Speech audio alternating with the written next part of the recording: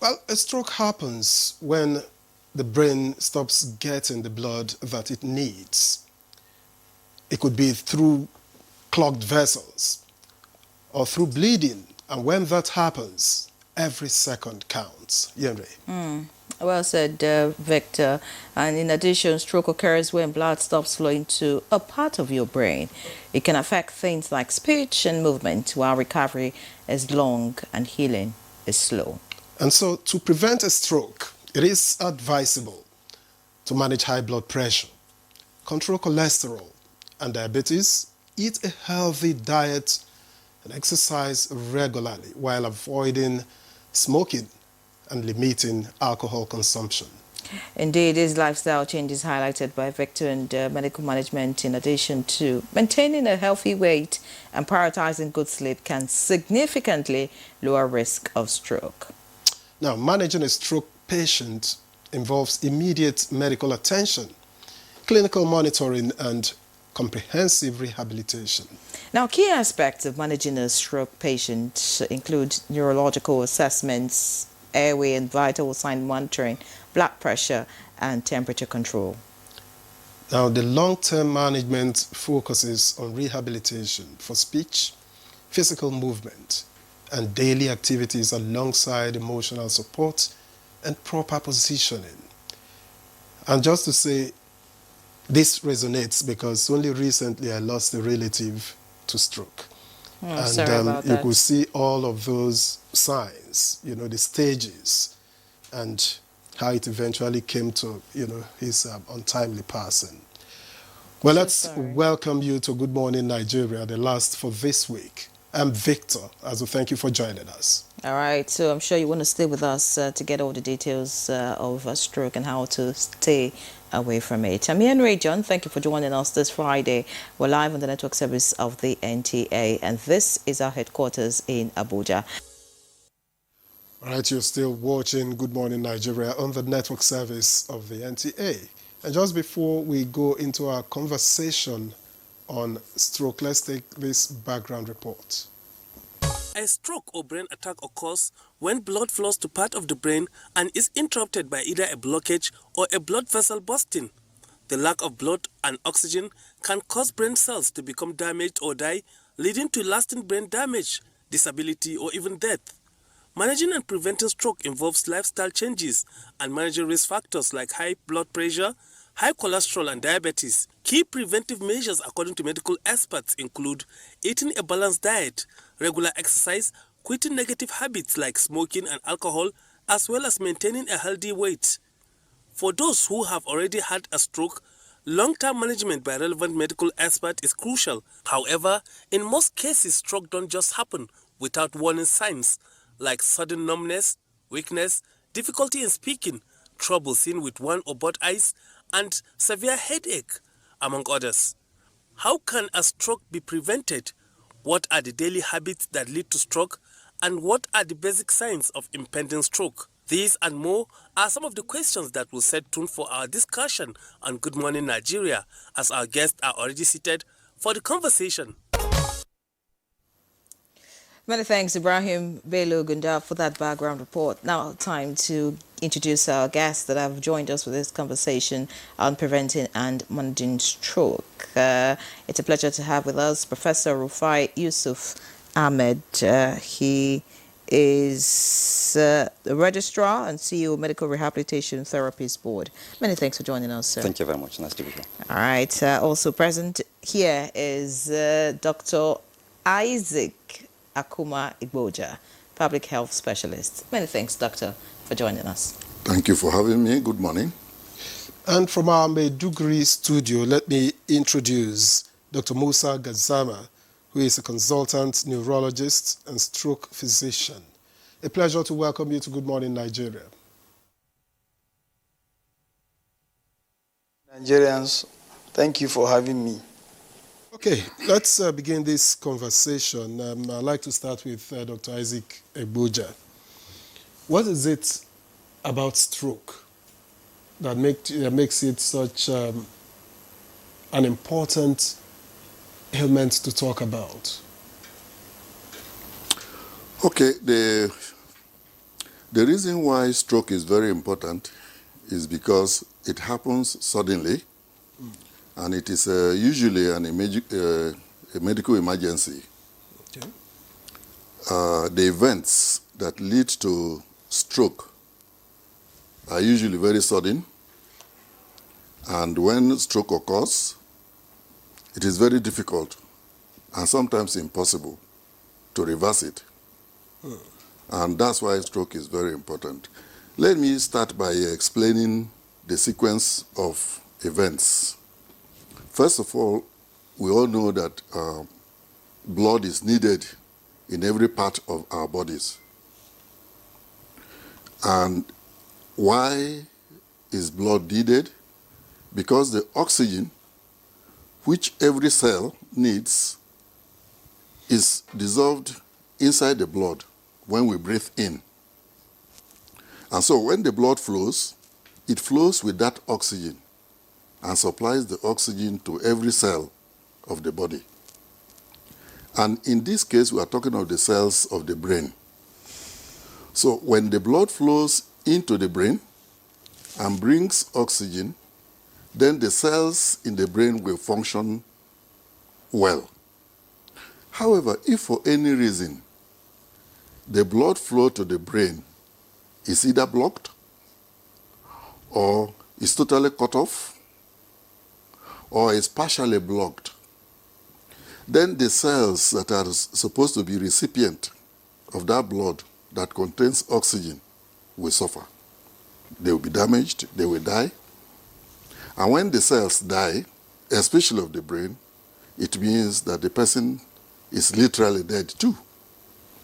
So now you would ask, what causes blockage? It's like a pipe of water. If this is my house and that's your house, and the pipe of water that comes to your house flows through my house, there could be a blockage before my house, in my house, or between my house and your house, or even when it gets to your house. When that happens, the pressure of water in your house will be so low that you will not have enough water, right? Secondly, another thing could happen.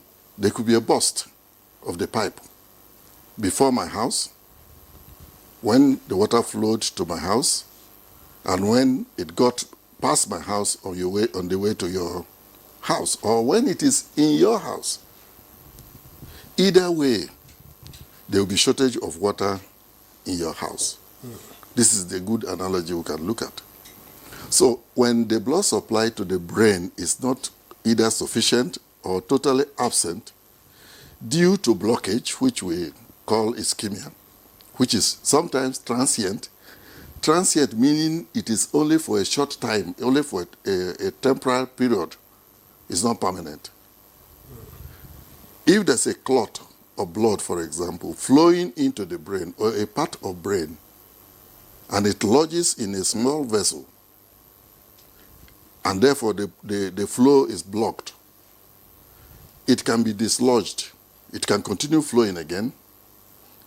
But meanwhile, between the time that it is blocked and when it is open to continue again, there may be damage to the cells. Okay, it can block totally.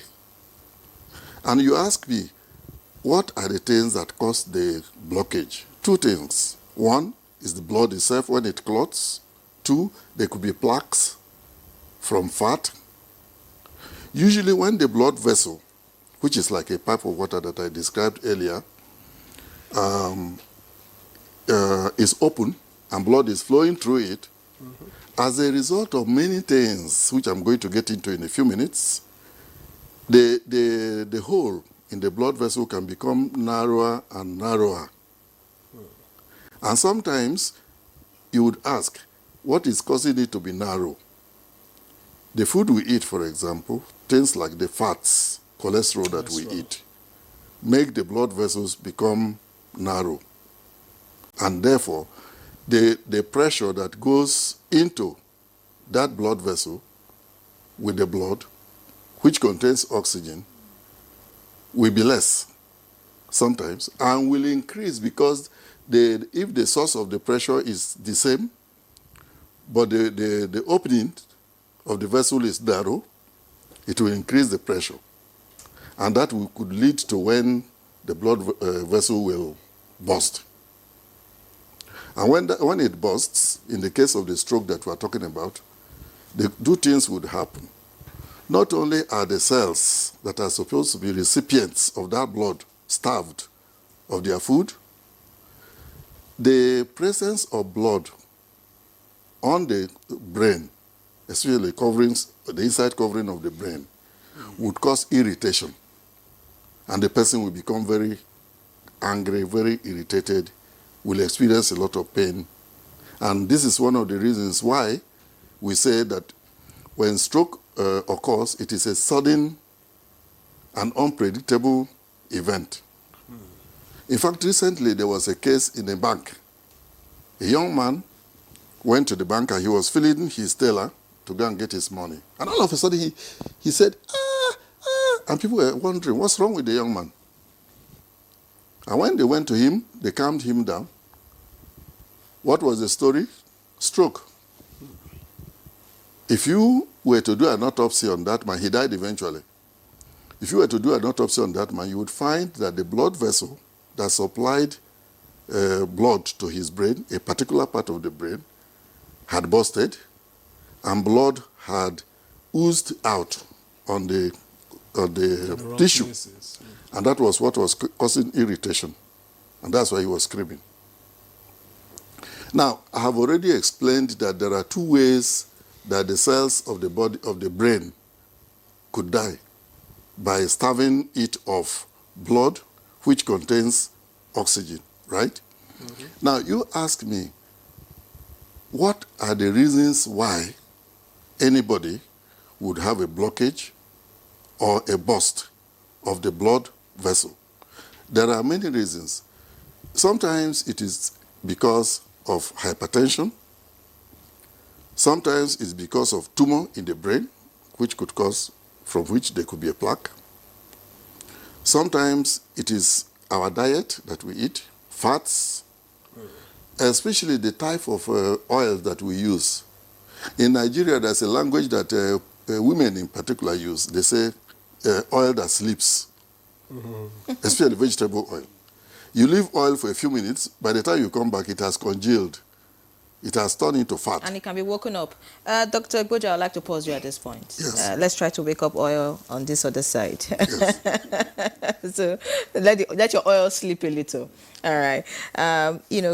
Very detailed, explanation from Dr. Abuja. I mean, the layman watching would understand, the way he has broken it down for us, and I would like you to take that cue. We do not want a lot of medical jargons that will be very difficult for us to understand. By the way, we'd like our viewers to send us questions, comments, whatever it is as regards this topic. The number is on the screen. We would be waiting to read either your text message or a WhatsApp message. Thank you very much. Prof, he said stroke is sudden, and then he said the risk factors, hypertension, the food we eat and all. And I'm thinking hypertension is not a sudden ailment. So why is stroke sudden, right? So it means stroke can be prevented, can it? Yes, it can. So let's hear your thoughts on that. Okay, thank you very much. We talked about risk factors. So you have sedentary lifestyle, you have obesity. As someone that has weight according to their height, that's more than, there's a calculation that they do to say that someone is obese because of their weight. So these things need to be prevented because they are risk factors for having hypertension or having stroke. He has mentioned the issues of blockage. He has mentioned the issue of hypertension, of course. One of the things that can be used to prevent this is exercise. Because sedentary lifestyle, if you are physically active, you oppose that. And also the issue of obesity. If you do exercises, you reduce the weight. And another thing that's very important with exercise is that even the hypertension can be reduced with exercise. Researchers have shown that if you do exercise that is moderate in intensity, so meaning not walking slowly, not running, maybe jogging, or when you are using the bicycle ergometer or treadmill, if it is a moderate intensity exercise, and you do that for at least 30 minutes in a day, for at least 3 or 4 days in a week, it can lead into a reduction in hypertension, the blood pressure. Usually when you do it immediately after, that's what is called the acute effect, meaning you are going to have a little increase in blood pressure, a little. But if you do that frequently, very often, at the end of the day, the exercise, researchers have shown that it leads into reduction in the blood pressure. Another thing that exercise does is the blockage, because when you do exercises, it increases what is called the high-density lipoprotein, which is a cholesterol that is mentioned, that is a good cholesterol, that takes care of the bad cholesterol in the body. The bad cholesterol is usually called the low-density lipoprotein, and exercises can reduce the level of the low-density lipoprotein. How does it do that? When you do exercises, the body consumes carbohydrate. But when there is no carbohydrate in the body, and you get the stage that you need nutrients for that activity to continue, it now begins to take away the fat in the body and also the cholesterol. And that way you'll be able to reduce that cholesterol that is in the body. Of course, there are other ways of reducing it, taking drugs. I'm not going to go into that because that's a medical field. But also, another very important thing is the issue of nutritionist prescribing what food you take. All the food that we have, they are important for the body because they build our body, they help us. But when you take it in excess, it now leads into problems like, for example, deposition of the cholesterol that is bad for the body, and therefore the drug can reduce the cholesterol, but exercise can do that. But very importantly, people should not be sedentary. They should do activities. And as I've said, what activity will help you to be able to reduce all these risk factors? Moderate intensity for at least 30 minutes, and that should be done for 3 or 4 days in a week. You talked about food. So are there the kinds of food that we can eat that prevent stroke? Well, I think this is the field of nutritionist. I'm a physiotherapist. But he has mentioned a number of foods that bring in that cholesterol. And you avoid eating them in excess. For example, the type of oil that he has mentioned, meat that is fatty, because you can have meat that has the flesh, but you can also have a type of meat that is fatty around it. That fatty food usually will have that cholesterol, the bad cholesterol, and you can't take into your body. Eating of butter, so you put butter in a bread, it's okay, but eating it in excess will also have that deposition of cholesterol in your body. Eggs? Eggs also.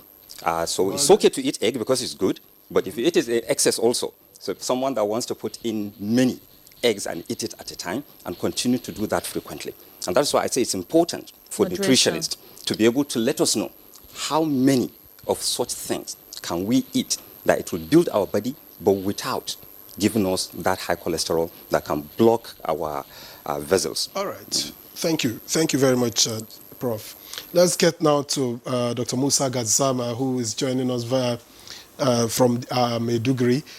Now, I'd like to ask, Doctor, when a stroke is about to happen, what are the very first signs that people can look out for? Some people also talk about the golden hour in managing stroke. Tell us about it. Okay, thank you once again. The first signs that you pick when somebody is about having stroke, somebody has had stroke, can it be fast or fast test? The fast is an acronym that represents what happens initially. The F is facial weakness or drooping. The A is arm weakness.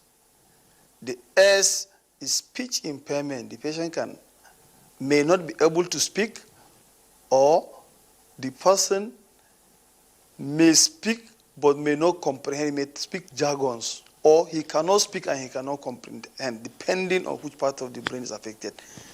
Then the T is time, because time is brain, time is neuron, brain needs time. Besides this, there are other things to look for. Weakness of the leg on the same side of on the same side of weakness affecting the arm and the face. We could have sensory abnormality, numbness, tingling sensation, paresthesias, or you could have visual loss, etc. The other acronym mostly used in America is BFAST. B is balance loss, because there's a particular part of the brain that controls balance. So if you become deficient of blood supply, you may not be able to walk properly. Then the E is eye vision loss. You may just have sudden visual loss, and that is stroke. You may not have to have weaknesses with the visual loss for you to say it is stroke. In other words, I'm saying that somebody can still have stroke without him having weakness. The clinical presentation of stroke depends on which part of the brain that is affected. That is that about signs of stroke. When you talk about golden hour, the golden hour is considered is the time you intervene, because worldwide the guideline now stimulate the treatment of stroke, as the other speaker have spoken. Stroke can be either blockage of blood vessels, or it can result from rupture of blood vessels. You talk of golden hour when you are talking about blockage of blood vessels, probably by a thrombus, as the case may be. It's a time within which you can use clot-busting drugs to dissolve this clot. Mind you, these clot-busting drugs can also cause bleed beyond certain period of time. So that is why that golden hour, depending on which guideline you are using. Some say 3 hours, some say 4.5 hours, but there's an extent window now, up to 9 hours. So for me as a neurologist, if somebody comes with stroke, within these 9 hours, I should be able to salvage this person using medical intervention, that is clot-busting drugs. In any case, if the blood vessel affected is a large blood vessels, medical intervention alone will not take care of it. You have to go further in what we call thrombectomy. You either remove the cloth or you dissolve it using catheter. That's the field of interventional radiologist. So that again, beyond 1 day, 24 hours, you cannot do that. So golden hour basically is the time best at which you can administer your clot-busting drugs, or you can intervene using thrombectomy. Unfortunately, most of our patients come outside these golden hours, and there's nothing we can do other than to manage complications. As I speak to you now, in Maiduguri, you can thrombolize. If anybody can come within 9 hours, you should be thrombolized. I just came back from UK. We have never kept a patient beyond 2 days with stroke in the 3 months I spent in UK. Most of them come minutes, not up to even 4 hours. So the moment you thrombolize, after 24 hours, you repeat neuroimaging, there's no bleed. We discharge them. 80% resolution of the focal neurological deficit. So that golden hour, or extended period now for us, since most of our patients hardly come within that 4.5 hours, they come at least 9 hours if you want intervention. Otherwise, when you come, the only thing we can do is to look for complications, prevent complications, and if there are complications, we treat and we watch you. But if you come within that hyperacute state, it is curable. I've seen it, and we can do it. It's no rocket science. Thank you. Zama, I would like to stay with you because of this golden hour that you have talked about. What do you think are the challenges here? Because Dr. Abuja talked about someone in a bank who had an experience. So I'm wondering why the person didn't get to a hospital, nearby, within this golden hour. What really are the issues for us in this climate that, makes it difficult for us to access medical facilities, or if you like, see a physician within the hour?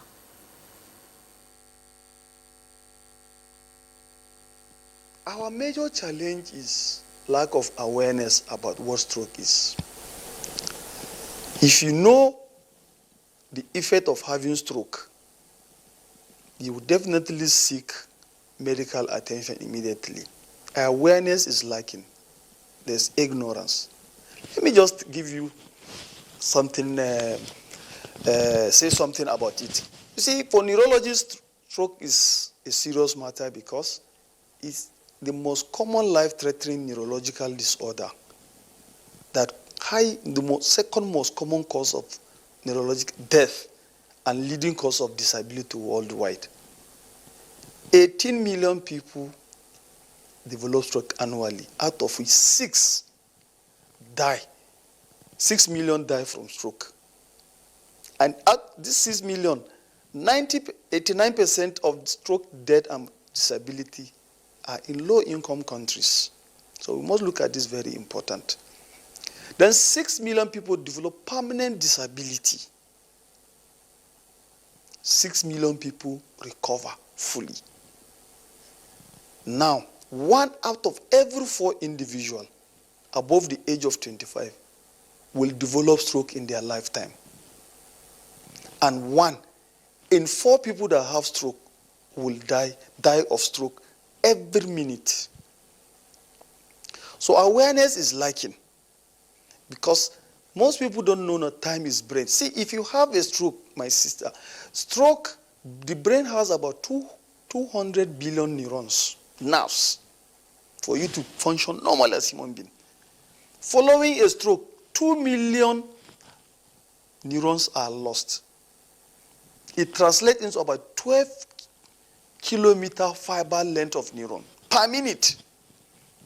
That's why in that acronym, FAST, time is brain, time is neuron, brain is time. People should know that for each minute you spend with stroke without seeking medical intervention, you lose about 12 kilometer fiber length of your neurons. So awareness is not there. And even if people come with stroke, the acute management of stroke is very expensive. The world now recommends tenecteplase for people that present with acute stroke, as after you have done neuroimaging, either CT or brain imaging, MRI. The next thing, if there's no evidence of bleed, you thrombolize, you dissolve that clot, either medically or you combine. Studies show the combination of both drug dissolving and the removal of clot is better than any of them alone. These things are expensive. Tenecteplase, the last time I saw it in Lagos, we used it in Lagos, was about 800,000 naira. Altaplase is 1.something million. How many of such people can afford it? But in UK, it is free. The investigation is free. The drugs are free. And that's why you keep seeing people. If you see how stroke patients troop to the hospital, you'll be scared. It's more than malaria there. So the acute care is expensive. I will emphasize more on prevention, which is not only better, but is cheaper. By emphasizing the importance of healthy lifestyle and then psychosocial factors like stress. It's also a cause of stroke. In those risk factors my co-speaker spoke about, there are important ones that are relevant to us in West Africa following certain studies. 11 of them. If we can concentrate on those ones, we can prevent stroke and save people. But it's better to not to have stroke than to manage stroke. And what are those things? Talking of healthy diet, what does it really mean? Not eating vegetable adequately or regularly is a risk factor for stroke. And not only that, if you are hypertensive and you are not eating leafy vegetable, it doubles your risk of having hypertension. What does it take to get green leafy vegetable and eat? Then salt, table salt, adding salt to your food on table, in other words, uncooked salt, is a risk factor for stroke. Stress that we don't consider to be anything, either at work or at home, has been shown in that study that was conducted in Ghana and 15 states in Nigeria to be a risk factor for stroke. So we have to look at those 11 risk factors that does not require financial implication to be able to curtail the burden of stroke.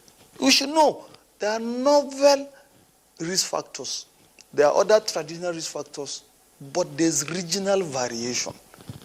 We come to talk of hypertension, diabetes, and all these things. What are the regional risk factors that was identified in West Africa? And mind you, West Africa has the highest incidence, prevalence, and fatality from stroke.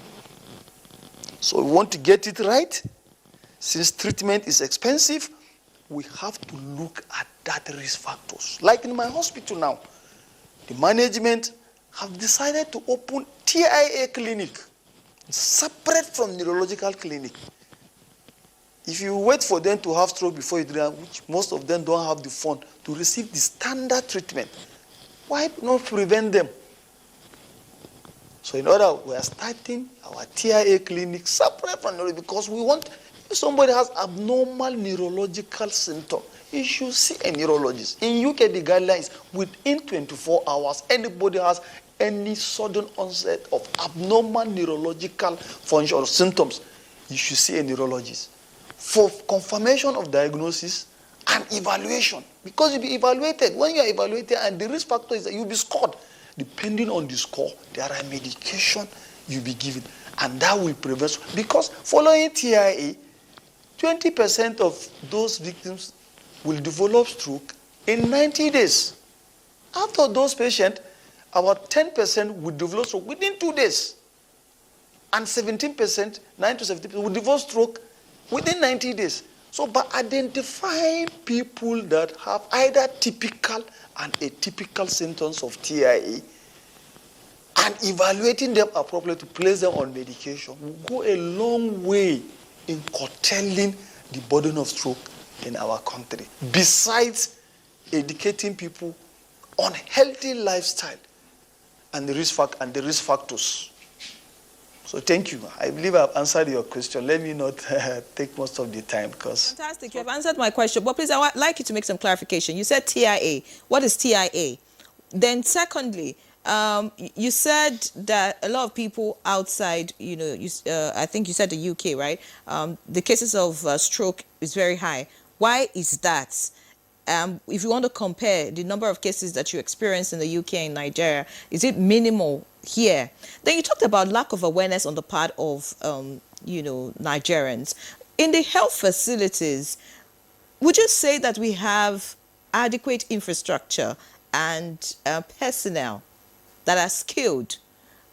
Is it possible that this late presentation is also as a result of patients, going to health facilities that do not have either the trained personnel to attend to the patient on time, or there's no medication, to treat the patient, such that there's a waste of time, maybe in a primary healthcare center, for example, and, before they are referred, it becomes too late. Is that also a challenge?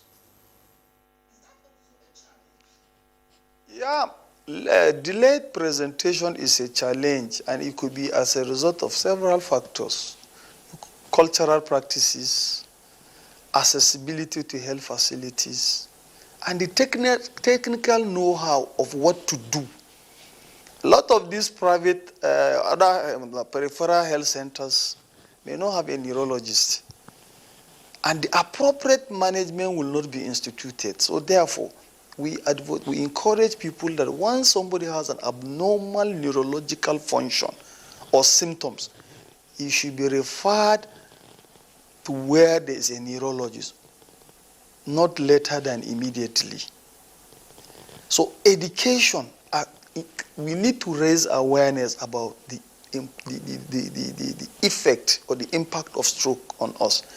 As for the cases in UK and here, well, you cannot just use in-hospital presentation to decide, because there everything is free. Once you just have symptoms, there is a number, you call 999, and ambulance will come and bring you. Your investigation, no matter how expensive it is free.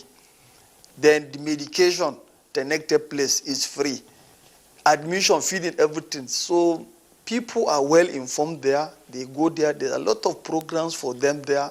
And they have these stroke associations where the survivors help in raising awareness about the risk factors, about the treatment, prevention of strokes. So these are things we are looking at, that we cannot do it alone. The media also has a role. I think the major thing is lack of awareness about what stroke is. People need to be aware that even if you have it, if you don't present, even if you come to the hospital but you don't present on time, we may end up just managing complication, and you may have disabilities. Unfortunately, most of our stroke patients don't know they have right. There's Global Stroke Bill of Rights. A stroke patient has a right to good diagnosis, to the best stroke care, meaning including diagnostic, appropriate and timely diagnosis, to be seen by a specialist, to be given the best and appropriate medication at the right time, irrespective of his gender, age, stroke severity, culture, or where he stays. He has a right to be informed about what has happened to him and what the outcome could be, so that he could be prepared. And he has a right to be supported throughout the period of recovery, including joining him to social support groups where stroke survivors will relate with them. So it is not just hospital thing. Even the media people need to come into it, probably create a platform where experts, specialists can come and talk about certain things. Just to talk about risk factors of stroke will take us more than 5 hours. We should go into detail and look at which one is appropriate to us. Going to talk of the medical treatment.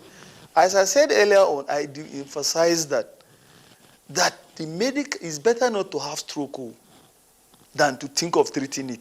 So that's why emphasis should be on prevention of what? Stroke. By what? Looking at those 11 leading risk factors that are relevant or have novel association with stroke etiology in West Africa. Those 11 factors. Then the next thing is, for those that have developed transient ischemic at abnormal focal neurological symptoms of sudden onset, that correspond to the FAST acronym or to BFAST acronym. Once you have those things, rush to the hospital. Usually TIA resolves with TIA lasts for 10 minutes and resolve within 30 minutes. When you find these symptoms extending beyond 1 hour, rush to the hospital. It may be stroke in evolution or it may be TIA. If the symptom is improving, it is TIA. You will just be evaluated and placed on the appropriate medication depending on what they found out. But if it is worsening or it is persistent for more than an hour, you have to be in the hospital, because you have neuroimaging. If there's no bleeding, you'll be thrombolized. But I said that thrombectomy, the clot busting drug, as of 2023, in Lagos, it was 800,000 for injection, for the one that is recommended currently. But the other place that used to be used is about 1.5 million. So how many people can afford that? So is it not better to put your eye on the preventive the risk factors, the modifiable risk factors, because I said 90% of stroke globally are attributed to the modifiable risk factors that most of my other speakers spoke about. Thank you. Thank you very much, Dr. Gazaba. Now, we have some messages that have come in, which we'll quickly take. This one is from Umar. I once had an ischemia, even though my cholesterol levels, HDL, LDL, are within limits, normal blood pressure, and no heart-related issue. I am also an athlete. What other factors could have caused it? Is protein C deficiency a culprit? Okay, this one is from Melchizedek Idoko. He said, do ischemic and hemorrhagic stroke present with different symptoms? How can a doctor differentiate them? Another is from Ose. Good morning, doctor. Can someone who has never had a high blood pressure have stroke? And from Aderi Bigbe, has body size or weight got anything to do with having stroke?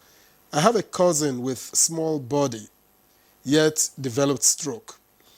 And this next one comes from Umu Asma from Edo.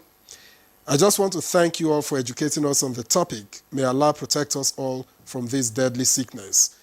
And from Maria, good morning. I am glued to the topic on stroke. My brother had stroke earlier in the year. The clot was solved, which led to an implosion in his brain. We lost him 2 weeks after that. What could have caused it? A very good program. A stroke patient, this one reads. I would like to have Dr. Musa Gazama's GSM number, and it's from Adetunji Suleiman. And finally from me, my name is Mustafa from Sokoto. My question goes to the doctor in Maiduguri. So many times patients go to the hospital in time, but the doctor didn't attend to them in time, especially the nurses. And as a result of this, so many people lose their lives. Dr. Abuja, I'd like to respond to some of this, please. Wow. I hope I remember as many as I can. Let me try. Somebody asked a question that he or she or the relative is not overweight. Yes, and yet had stroke. And yet had stroke. Because there are many other risk factors apart from being overweight. Is stroke hereditary? Yes. Well, no. No. I know where the person is coming from. If you have high cholesterol, right, it is possible that when you have children, your children could also have high cholesterol. That's where the person is coming from. But those are serious medical issues. Let's go to the basics of what we should do to prevent stroke and to manage stroke so that people can live. So let's go to the next one. Somebody said, talked about a clot. Yes, which was solved. Yeah, which was... it had to... it ruptured, I think, something in the brain. No, I think what he was saying is the clot was not necessarily attributed to, I mean, the blockage was not attributed to clot. Could there be something else? Because the clot was solved. Yes. Yes, there could be something else. Plaque, for example, could be the something else. It doesn't necessarily have to be the clot or blood. It could be a plaque from fat, which is like a debris. It's like pieces of fat that are in the blood vessel. When they fall off into the blood and they are flowing with the blood, sometimes when they pass a blood vessel that is big enough to accommodate them, there's no problem. But when they get to the one that is too small, that's where they lodge. And that's where they are blocked. And any tissue that is supplied by that particular blood vessel is now deprived of blood supply, which carries the oxygen. And then, like we are trying to explain, it depends on which part of the brain is involved. The brain is like area A, area B, area C, area D, and so on. Just like we have Wuse 1 and 2 and 3 zones in Abuja. So if it is the part that controls speech, you would be unable to speak or unable to comprehend speech. If it is a part that controls vision, eye, you will be unable to see. If it is the part that controls motion, you'll be unable to move. That's why sometimes you have drooping or paralysis of the face and of the hand and of the limbs. So it depends on which part of the brain is affected and how much it is affected. There's another question about... there are quite a number of them. And someone was asking if someone who has never had high blood pressure would have stroke. Yes. If you have never... That's a very important question. If you have never had high blood pressure, don't think that you are not a risk, that you don't have risk factor for stroke. Because high blood pressure is only one of many. For example, if you are somebody who is sedentary, you don't do anything, you are big, fat, you give a lot of work to your heart because of your size. You eat anything that comes your way. Pomo, you consume. Eba, anything, but you don't eat vegetable. You don't do any exercise. So the blood does not flow well around your body. And let me take a unique case. Supposing you have a tumor, especially tumor in the brain, that could cause a plaque that will block a blood vessel that can lead to a stroke. It's a rare case, but it's a possibility. So what I'm trying to say is there are many risk factors for stroke. So high blood pressure is only one. Lifestyle that we talk about is another. Now, let me come to this lifestyle issue because it's very important in answering those questions. If you do smoke, you have a risk of having stroke. If you take alcohol excessively, I don't advise anybody to take alcohol, but if you must take, let it be in moderation. Let it be little quantity at a time, not too much alcohol.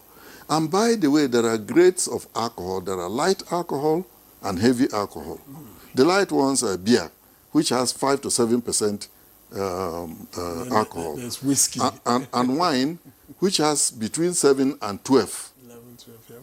Maximum 15% alcohol. Then you brandy, which we call kai kai, ogogoro, and so on. Some of them are 40% and even 60% alcohol. Those are terribly dangerous.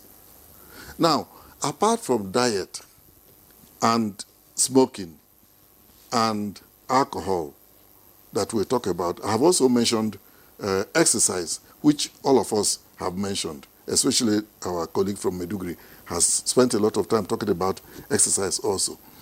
Now, if for any reason, any of this is your problem, it means that you have a high risk of having a stroke. So you don't necessarily have to be a patient with hypertension or a patient that is obese, very fat, or a patient that is a lot of fat, a lot of pomo, has high cholesterol. If you have one and you don't have the other, you are still in trouble. That's the way to put it. So the best way, on all fronts. The best way is to try to be free on all fronts and from all possibilities. Is there a medical test that determines that someone you're is at at risk, risk closely? Well, yes. Okay, for example, we talk of hypertension. That is a risk factor. You can check somebody for hypertension. You can check for cholesterol. You can check the type of diet that the person is eating, is taking. If a patient comes to a doctor and is always complaining of tiredness, or one of the questions, before I forget, one of the questions the person asked there is, doctor from Maiduguri also mentioned it. You have a case where you come and complain that sometime this morning, you had a blackout. You were doing something and you had a blackout and suddenly you couldn't see. But after a while you regained consciousness and you were able to see. Or you passed out, you fell down without any reason. Nobody pushed you. You were before that healthy. Those are all reasons why you should check. Something is going on somewhere. Something is wrong somewhere.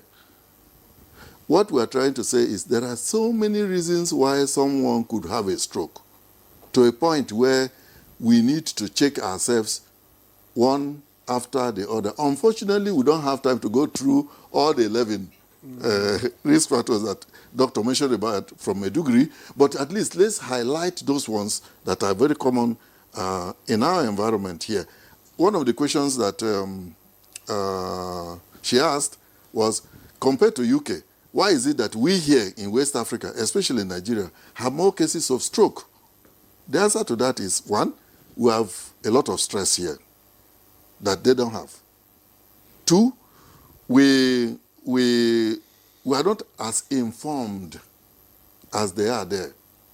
If, for example, I was in UK or in US, and I woke up in the morning and I had a blackout, or you and I now, as we are talking, we are now aware that this could be a symptom of stroke, you would go for help. But here we don't. And even when you know that you have a problem, getting from where you are to the hospital could be a problem. And when you get to the hospital, getting the treatment that you need immediately within the time frame that could solve your problem could be a problem. And getting the person that knows what could be the problem, and therefore getting the right diagnosis and the right treatment could also be a problem.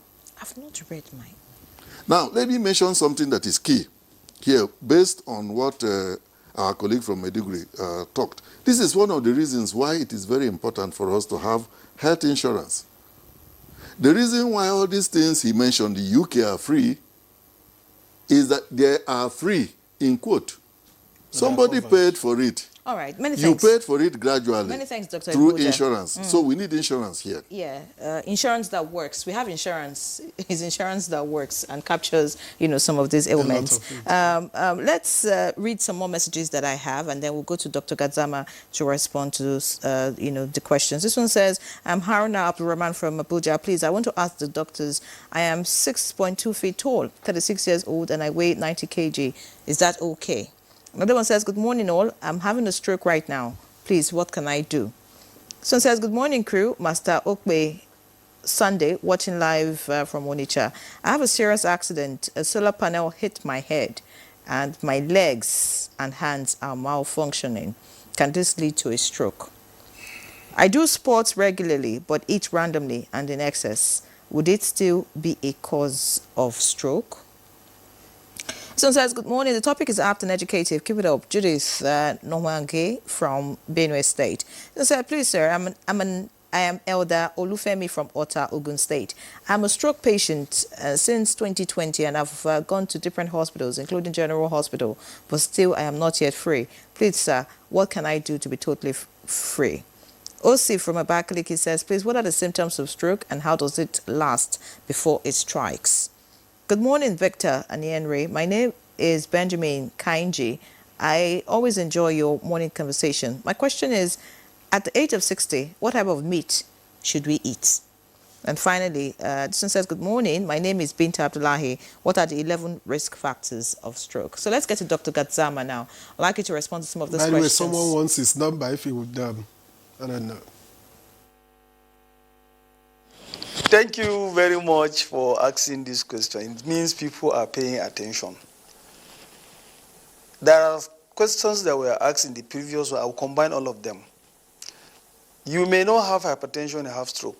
There is a new thing now, novel risk factors apart from the traditional modifiable risk factors, where things like infection, neuro-COVID-19, retroviral infections, some bacterial infections have been identified as a risk factors. In all our discussion about the risk factors for stroke, we did not talk about drugs. There are drugs. So it may not be hypertension if you are abusing drugs. As common as cough syrup. People that abuse cough, they come down with stroke because they are vasoconstrictors. There are agents inside that can constrict the blood vessel and reduce blood supply to a particular part of the brain. Women that are on oral contraceptive pills that contain more than 50 microgram of estrogen are at very high risk of having stroke. There are genetic strokes. Stroke can be transmitted in the family. Caracil, Hans, Millers. I don't want to go into that. But when you see stroke running in a particular family, either first generation, second generation, there are just genetic causes of stroke. Then I want to draw our attention that based on evidence-based practice, stroke should not only be managed in the hospital, but in a dedicated part of the hospital called stroke center. That has been shown to reduce mortality and improve functional outcome.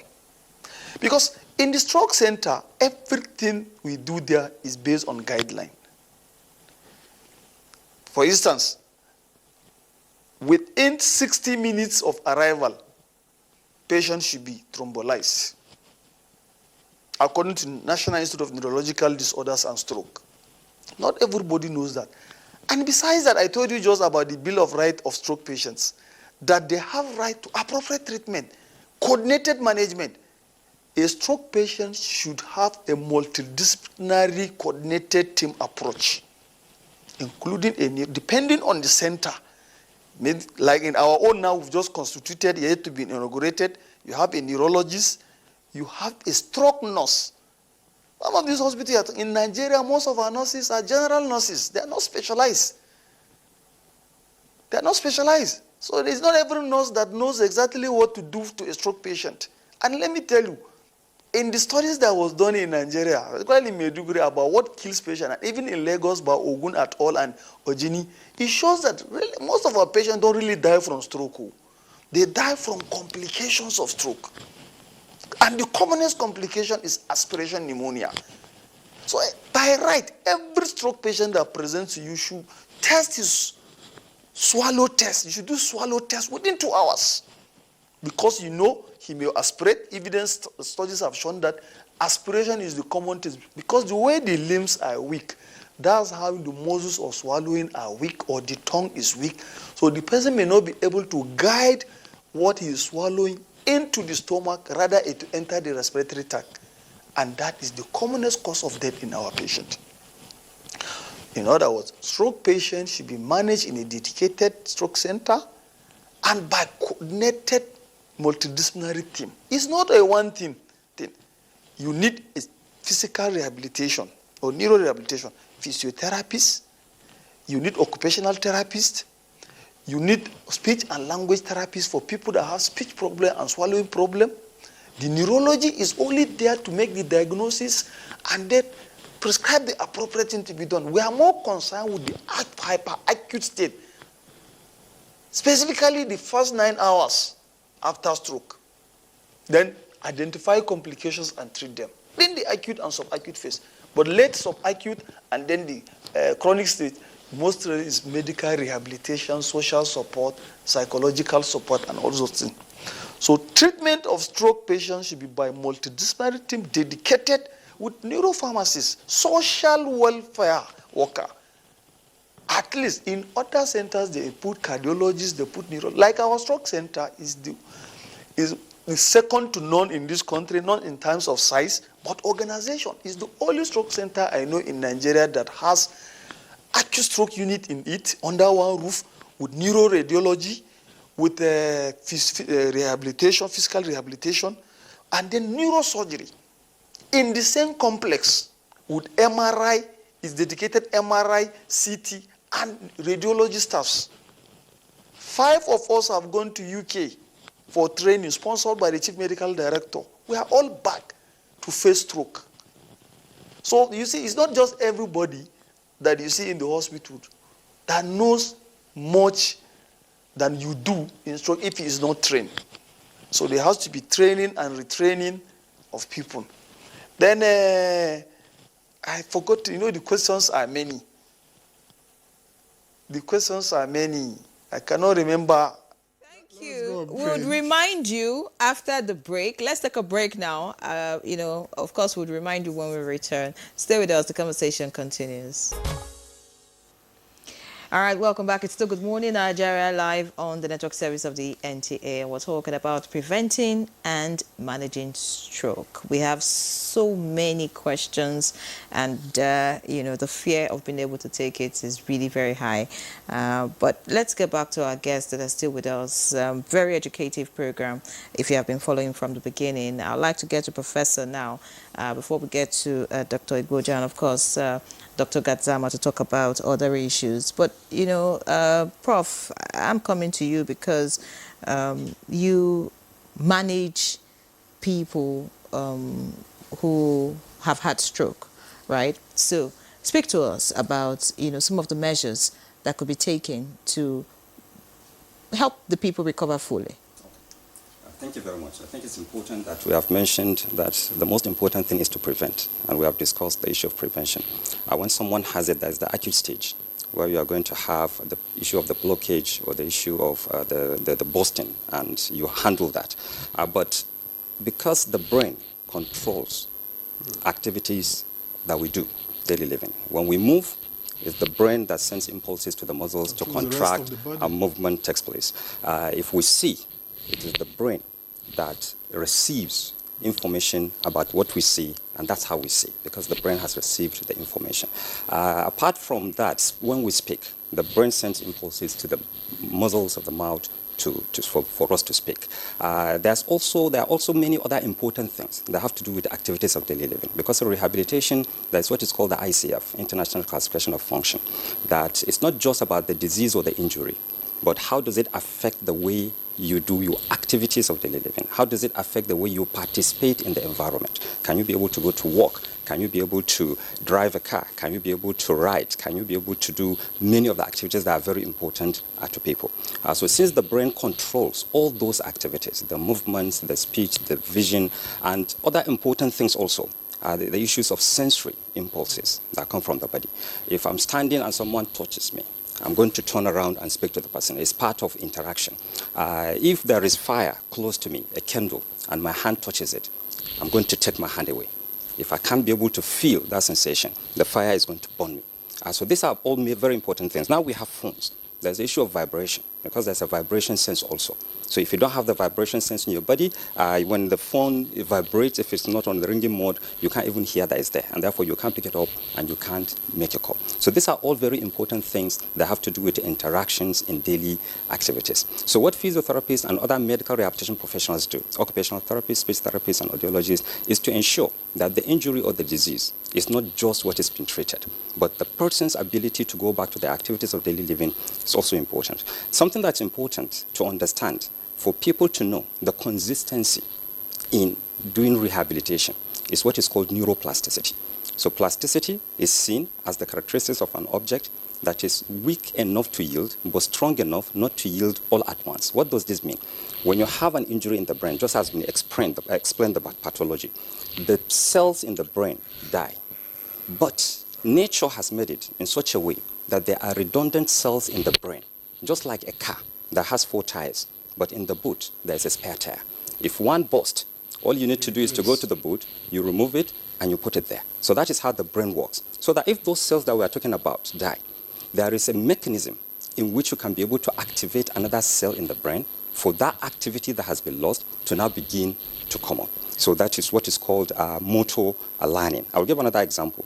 In a path to a village, if a tree falls on the path, it's very clear.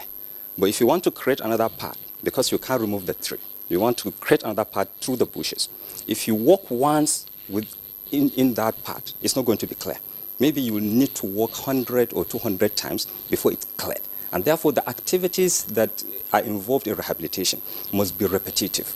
So you are given an activity to do, and you do it once or 10 times. At the end of the day, the movement does not come back. Now, what do? We look at movement. For example, motor, that's what's called motor, the movement. If someone has a stroke and they can't move their limb, either the hand or the leg, at the beginning, there's no movement at all, especially in a severe case of stroke. Now, what we do, for example, mirror therapy. You have a mirror. If you look into the mirror and you put your hand that is not affected, so this is the affected hand, and you look into the mirror, you move the hand that is not affected, and you assume the hand in the mirror because there will be reflection. and the hand will look as if it's the hand that is affected. The brain thinks that the hand that is affected is moving. And you trick the brain into thinking that movement is happening, and you find out that those cells that I'm talking about, redundant cells, will now begin to be activated, and you begin to have some movement coming back. When the movement begins to come back, usually the literature says even 10 degrees of movement in the fingers, you can now begin to do what is called task-oriented training. That is where you now begin to ask people, the activity that is important to you, I want to drink coffee. Now reach out to the cup, pick it up, and drink. If you do it several times, so patients sometimes, they feel it's too taxful. Let me just leave it. If you don't do it several times, the pathway in the brain that needs to be created for the movement to come back will not be facilitated. That is very important that you do it consistently and repeatedly, as the physiotherapist or occupational therapist has asked you to do, and that is how you are going to now reactivate the cells of the brain that are going to now begin to help you to do those activities. No, clearly the work of therapists cannot be overemphasized in managing a stroke patient, whether it is a physiotherapist, occupational therapist, or even speech therapist. But do we have sufficient depth of professionals in this area in Nigeria? Not at all.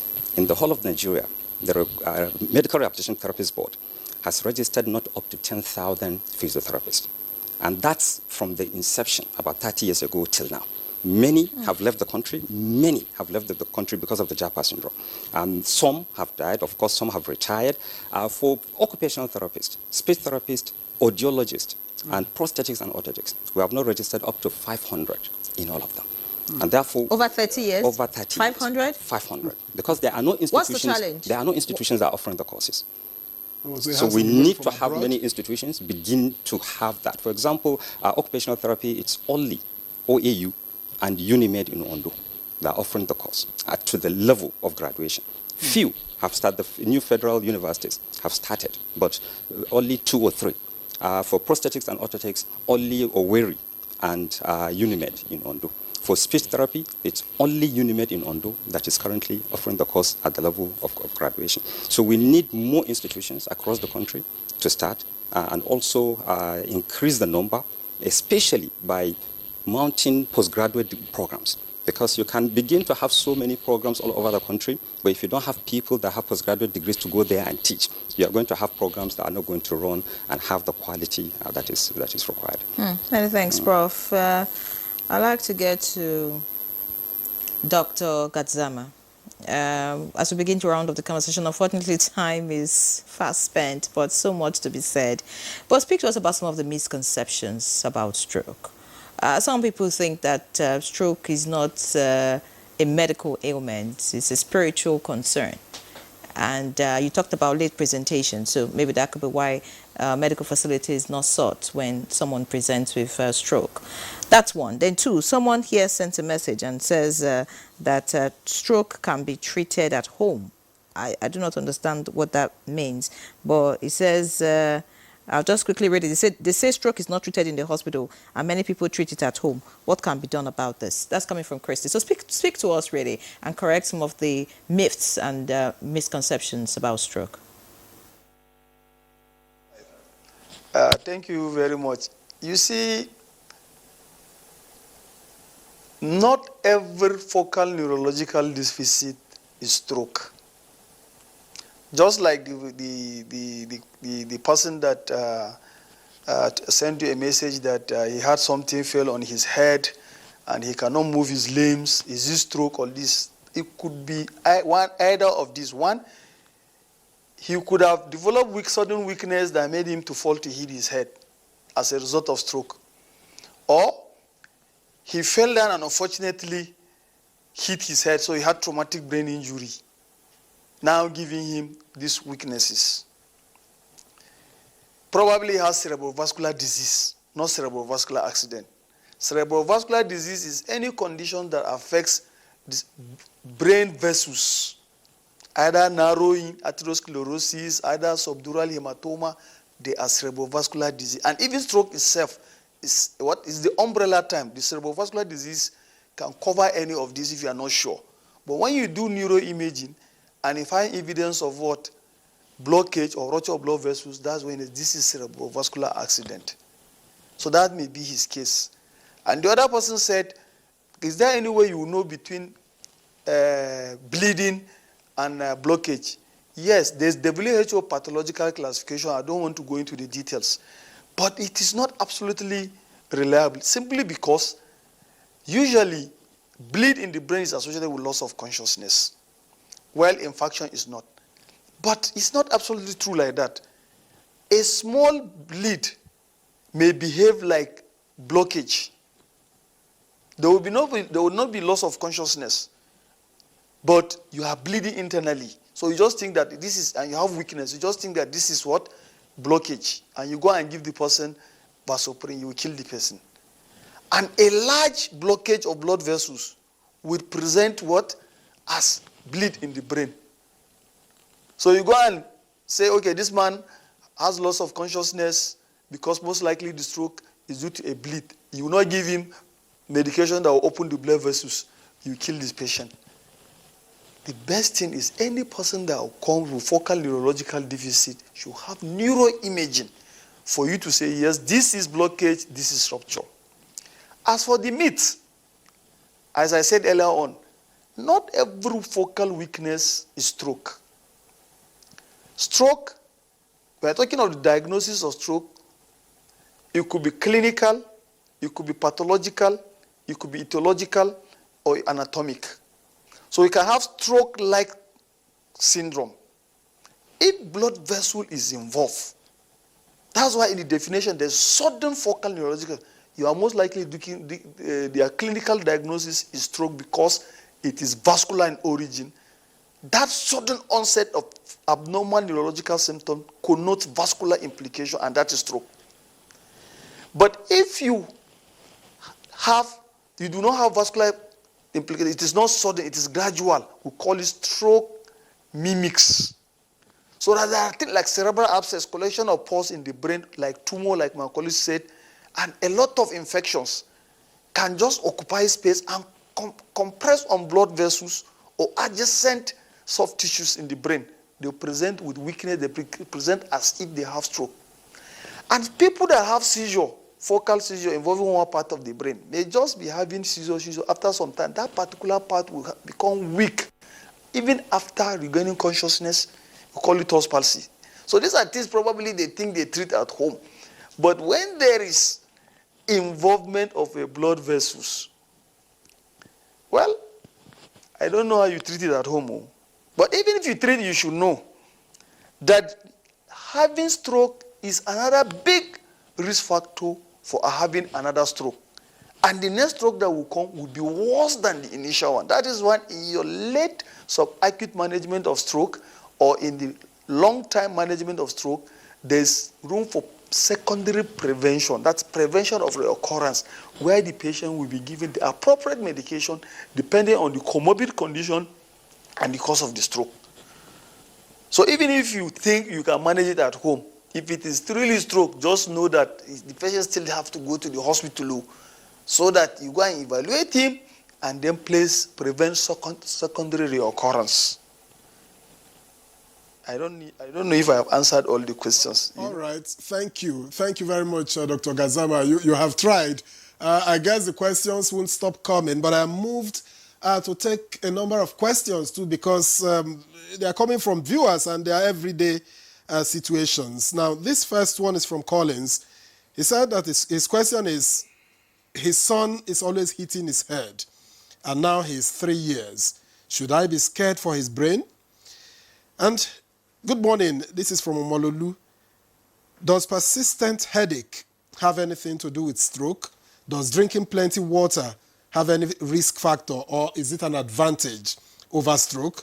Another one talks about, please, what can one do to improve the speech of a stroke patient? I think that has been dealt with on many fronts here.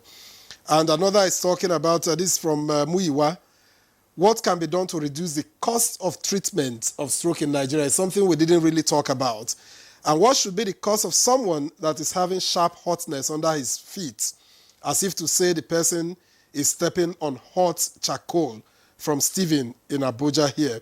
And finally, my blood pressure used to be 150/70, but yesterday it jumped to 169/80, and I'm afraid what can I do to let it come down? From Anthony in All Abo. All right, let me just add some that I have here, just a Okay. few. I'll Before pick Dr. Abuja some. goes. This one says, well done to NTA for providing good resource persons to talk about this topic. My question is, can low sugar level cause stroke? Another one says, I'm an epileptic patient. Despite taking my drugs regularly, I still have seizures. Please, what can I do? Also, can this lead to stroke because of the falling? Another one says, thank you for this enlightenment on stroke. My question is, what is the place of low-dose aspirin or clopidogrel? I'm not sure if I got that correct, in preventing stroke. James Peter from Abuja sent that. This one says, we are made to understand from the onset that high blood pressure is usually a condition in adulthood. Why is it so rampant now among youths, particularly young pregnant ladies? That's from Abdullahi Adokwe in Lafia.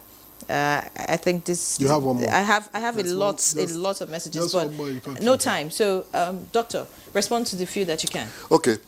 The person whose child is always hitting his head. And at just 3 years. And 3 years. That sounds like that child has autism. And I would advise that the child is taken to the doctor for evaluation and treatment. That's not a case to live at home. It could get a point where hitting the head will damage the brain. It's not a minor issue. The person who also has seizures too is a related question. Epilepsy. Epilepsy. Yes, epilepsy itself is not the same as stroke. They are different. But can it lead to stroke? Yes. If, for example, you hit your head, and you frequently hit your head, and there's a plaque that falls from somewhere as a result of clot or plaque and blocks a blood vessel in the brain, that could lead to... But is there a cure for epilepsy itself? So what stops the falling? Oh, okay. Yes, that's another question that he asked. That he has been taking his drug, but he is not yet Still cured. having seizures. Yes. That means that he needs further evaluation. Either that the drug he's taking is not the proper one, or that the diagnosis in the first place was not correct, or that he needs to be re-evaluated. Even when you're on treatment, you need to be re-evaluated. So this person who has epilepsy should please see his doctor or another doctor for second opinion. Can low blood sugar cause stroke? Low blood pressure? Low blood sugar, yes. Low sugar level. Low sugar level cause stroke. What about low blood pressure? Low blood pressure. No, it shouldn't. Low sugar. It is too much sugar that we are advised against as a risk factor for stroke, not too little. And low blood pressure.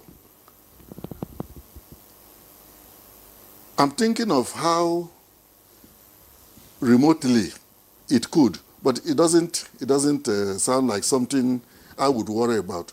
If you have low blood pressure, for example, for this patient, and I'm wondering why this patient who has low blood pressure is thinking of stroke, I would advise that this person goes to the hospital for evaluation. Maybe what he is describing is different from what he really has. And then two people are talking about high blood pressure that won't come down. One of them is currently taking HIV medications. Okay. Can it lead to stroke? Yes. You see, some medications may induce high blood pressure. You have to be careful. And even when you have high blood pressure, it is always necessary for your doctor to be monitoring you and to be re-evaluating you and to moderate the drug that you take. Sometimes they will change a drug, and sometimes they will reduce the dose. Sometimes they may increase the dose. That you are in a good so place. if you are hypertensive and you are taking your drugs, but you are not getting better, it's a reason for you to go to the doctor for evaluation. Just a final comment from Prof. In 30 seconds, if you may. Well, I think we have mentioned a lot of things about prevention. It's one thing to say these things are important, but it's another thing to follow suit and do the actions that will help with the actual prevention. Exactly. So I think I want to encourage Nigerians to practice what they have been advised to practice. Another thing is important for intergovernmental collaboration. So the agencies in health and information to be able to work together. NOA is the National Orientation Agency. All this information need to be put together so that the Ministry of Information can now, through their agencies, to be able to push it out to all the communities. Thank you. Because how many people will listen to this? Dr. Gadzama, please, 30 seconds. Your final words. All right. Thank you very much. But before I conclude, low blood pressure can cause stroke, watershed infarct, can cause stroke. Then hypoglycemia is not a cause of stroke, it's a differential of stroke because history would have clarified, but it can be considered, but it doesn't cause stroke.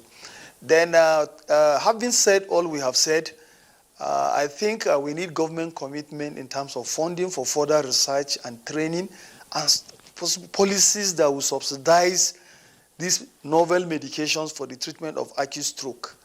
Then our public health intervention should strategize and should be comprehensive and pragmatic in targeting these leading risk factors we have highlighted earlier.